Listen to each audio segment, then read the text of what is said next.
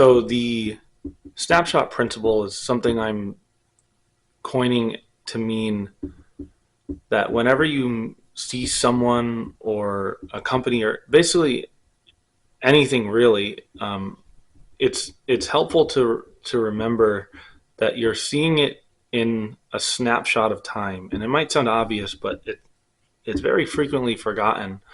And so an example of that would be, right, like if you found out that a really good friend of yours was suffering from severe depression, you might think, but every time I saw him, he seemed happy. And, I asked him how he's doing regularly, and he never said anything was wrong. And again, what that refers, how that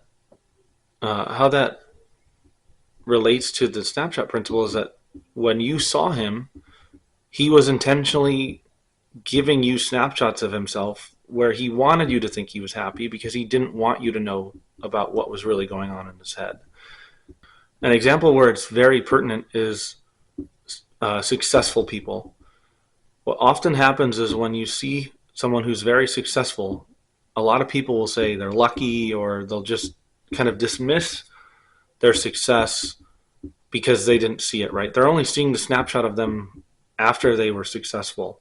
And that's analogous to basically just standing at the finish line of a marathon and assuming because you only saw the last 100 steps that people took that it wasn't really that hard, or that they're just, they were just lucky they were able to do it. And it's a very unfair stance to take because, like I said, I mean, in the analogy, you didn't see the 26 miles they ran. You're just assuming it's easy because you watched them run the last 100 steps. And this is kind of where I wanted to use MrBeast as an example, because he is undoubtedly the most successful YouTuber of all time. And that's the snapshot he's in now. But if you go back to when he was, I think when he was 12 years old,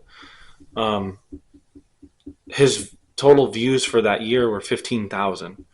And if you were to see a channel that had 15,000 views for the whole year, you would never think that channel and that person behind that channel would ever become the most successful YouTuber of all time. And that's why it's extremely important to recognize that whenever you're looking at something or someone or whatever, you're seeing a snapshot. You're obviously not able to see backwards in time to see what led that person or company or whatever up to that point. And it's extremely helpful to keep that in mind. And this kind of leads into the other point I wanted to make with this video, was that there's a lot of people who want to become YouTubers or content creators in general, and they don't understand that, for one, content creation, especially YouTube specifically, is a marathon, right? It's not a sprint. It doesn't matter if you think you're going to sprint to get through it faster. I mean, you're going to realize very quickly that you can't sprint the whole thing, and recognizing that it's just a long run will help you in the long term. But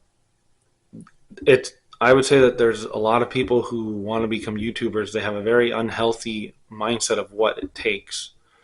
And so I wanted to kind of lay out 3 basic points that I think will help a lot of people really understand YouTube and understand the commitment involved, and that it's not just something where you can spin up a channel, throw out a few videos, and now you're making, you're collecting ad revenue. It doesn't work that way. Specifically, I mean, YouTube even enforces that it doesn't work that way, because there are certain metrics you have to meet before you're even eligible to receive ad sharing. So the 3 points that I would say are, first, recognizing that YouTube content creation is a marathon, not a sprint. And the takeaway from that, and the thing you should keep in mind then, is like, if you're considering YouTube as an income source, you need to be okay with the fact that you might create content for like 6 months without making a dime, right? It might take you 6 months to finally reach the point where you can make money off of it.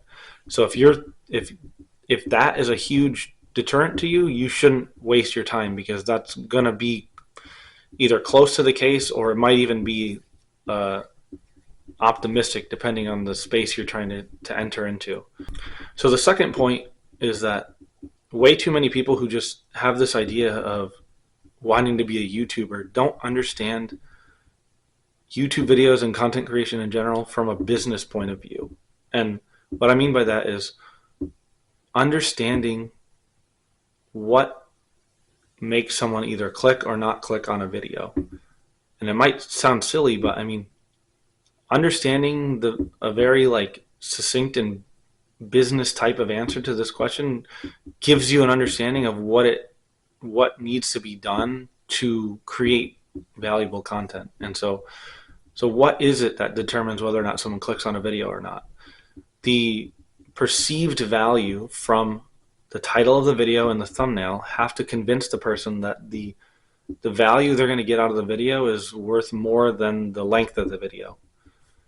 And that might sound obvious after I say it, but I'm sure a lot of people who just want to become YouTubers because they heard that some of their favorite ones make a lot of money, they don't know that. And so they would dive into YouTube thinking that, it's within a few videos they're going to start making thousands of dollars, and then when they reach their 20th video they're going to make hundreds of thousands of dollars or whatever. And that's just not the case, because you have to understand it from the point of view of that you're creating value most likely in a particular like space, and they have to be valuable enough to convince someone to click on the video and watch it all the way through, or at least mostly all the way through.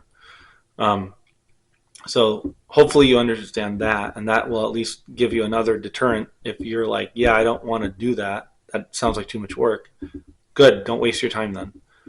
But if you are willing to do that, so if you're willing to basically work for free for 6 months, because that's the barrier to entry, and if you understand making content from a business perspective, then the third part is, given what it takes to make successful videos, are you to the best of your knowledge going to be able to make consistent content that is valuable enough in some niche space that people will watch, right? Because it's one thing to understand what it means to create valuable videos, and it's another to actually execute on it effectively.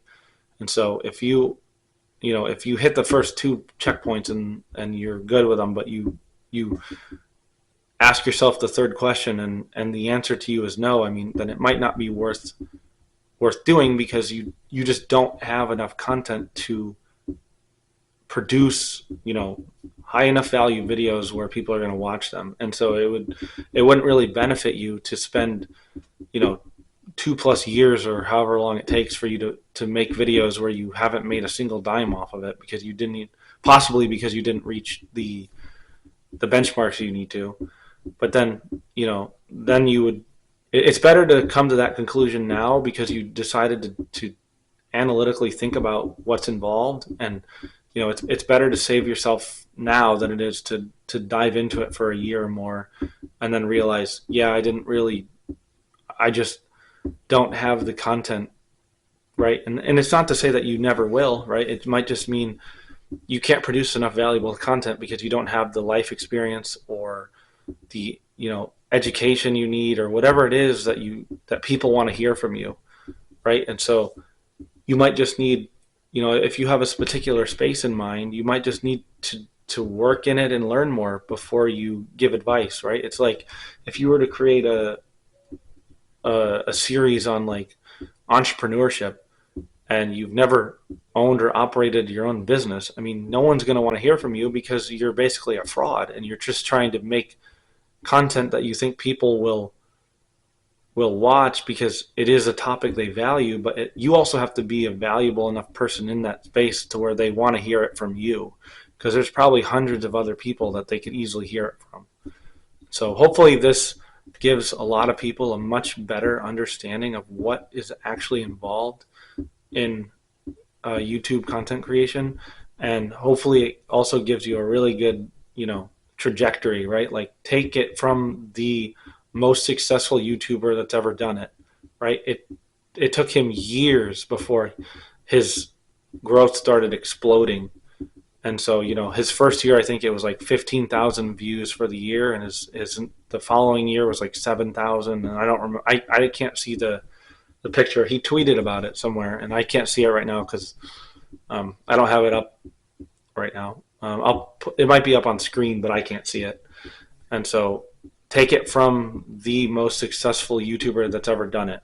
It is a marathon, and don't underestimate the work involved. Right? I mean, the reward can obviously be worth it if you meet all of the requirements for a really valuable channel, but you have to be willing to do the work up until then, right? Like I said, you might have to work for 6 months or more for free just to reach YouTube's benchmark.